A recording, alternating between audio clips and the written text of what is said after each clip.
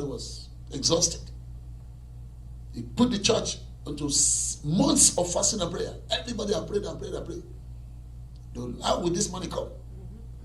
He's a medical doctor of many years standing in America. He said suddenly, the man showed up and he said he want to help them construct the roof. Because the city were writing them that this project is constituting a public menace. So the city might want to, take over or destroy it. Imagine an uncompleted building in the midst of downtown. He was not building the church in a remote place, in the midst of the downtown. I ministered in that church. The basement of that church can seat 2,000 people. The basement alone. Go and check it out. RCCG, Riverdale, Maryland. Check it out. The man came up and he gave them the cost, the estimate. Over $500,000. They would just roof. And the man said, okay, you pay me, let me just start the work. In Mexican, he finished the roofing and disappeared. He didn't collect a dime. They called his number was no more going. He completed the building for them. Up to now, he said, we don't know him.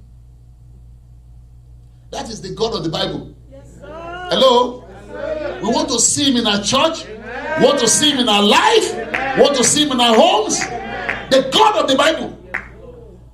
The God that constructed the highway in the midst of the Red Sea. Red Sea. Go and read about Red Sea. That's the God we want to see in this house. We're not sufficient to think of anything of ourselves. Our sufficiency is of God. Yes, sir. That is whom we are leaning on. Not on our profession, what our skill can earn us, or our smartness can earn us. No. It's what God can do. That's why I continue to point to you in this house. Look up unto him.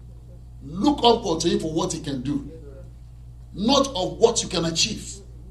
If it's about what we can achieve, we don't have wasting time coming here. We'll send the money. All of us are skillful in one area or the other. Can just do what other people are doing. But want to see God. Amen. That people will ask you, Amen. how are you doing it? Amen. How did you get here? I'll tell them it is the Lord. It is the doing of the Lord. Hallelujah. Hallelujah. Christianity without testimony, without miracles, is colorless. If you're a Christian and you don't have testimony that is mouth watering, forget about it. Your life will not attract nothing. But if you want your life to attract men to look up to you and say, I want to serve your God, then follow the God that will serve in this place. 1 Chronicles chapter 12.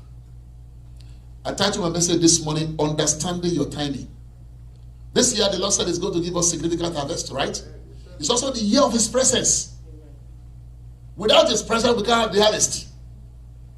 The Lord spoke to our senior pastor, Alex Adegboye, that this year He wants to manifest His presence in the church.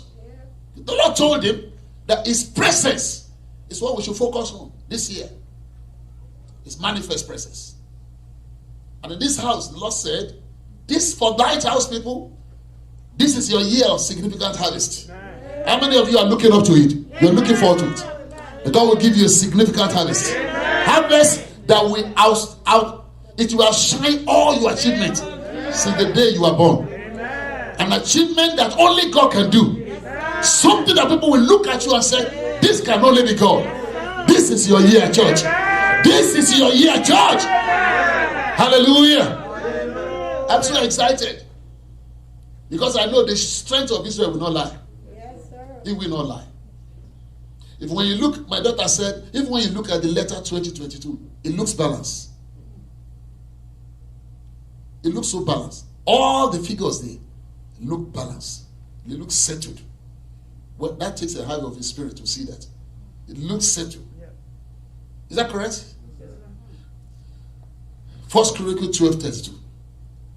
And of the children of Issachar, which were men that had understanding of the times, to know what Israel ought to do.